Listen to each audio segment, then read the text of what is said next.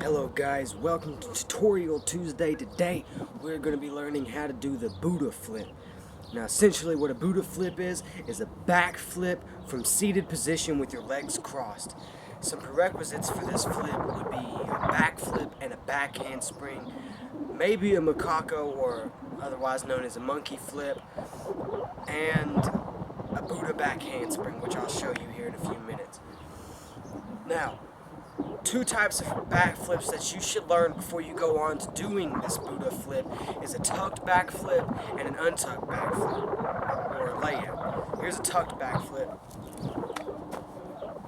and then here's a layout.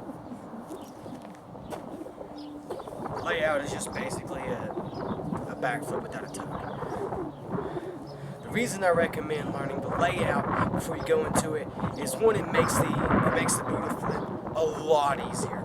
And personally, I prefer to do the Buddha flip without the tuck as opposed to doing it with the tuck. I think it looks cleaner. I just like it a lot. Or I like doing a flash kick out of it. Anyways, let's do this. Now this right here is what makes the Buddha flip so special. This is what makes the Buddha flip the Buddha flip. Now, for the Buddha flip, I recommend having your dominant leg, which in my case would be my right leg. I'm right-handed, so my right leg is my dominant leg. That leg, the dominant leg, is going to be in front of your non-dominant leg, which in my case, it's my left leg. So, the dominant leg is in front of the less dominant leg. We're going to be bringing these arms back just to help us get some momentum for this swing. So when we come up, we're bringing our arms up at the same time we're rising with our legs. Something that you might want to practice before you go into this Buddha is jumping from this position. You don't have to land back in it, but that's just, basically jumping from there. And be careful because this can be detrimental to your ankles, and you do not want to harm yourself because that will not turn out good.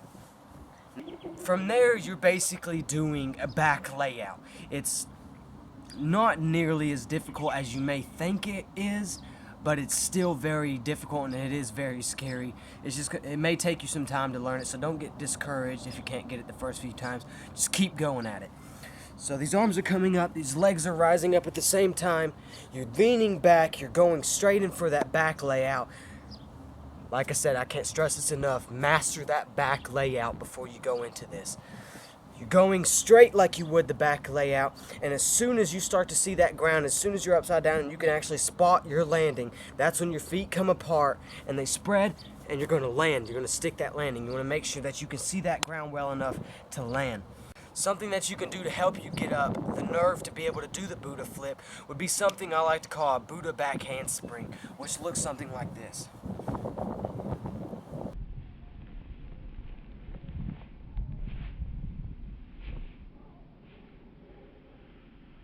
Now, if you haven't learned how to do a back handspring yet, I definitely recommend doing that because that'll, for one, help you get up the nerve, especially if you still haven't done a back flip yet.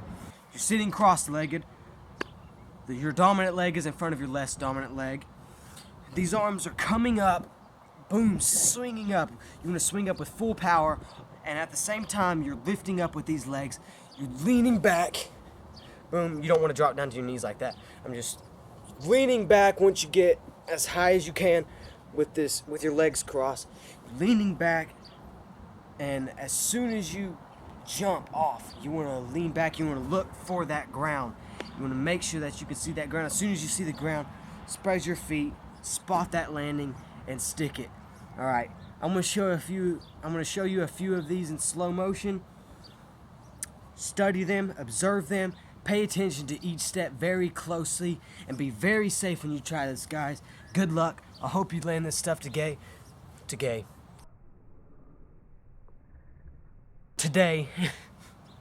Until next time, guys. I'll see you next Tuesday. See ya.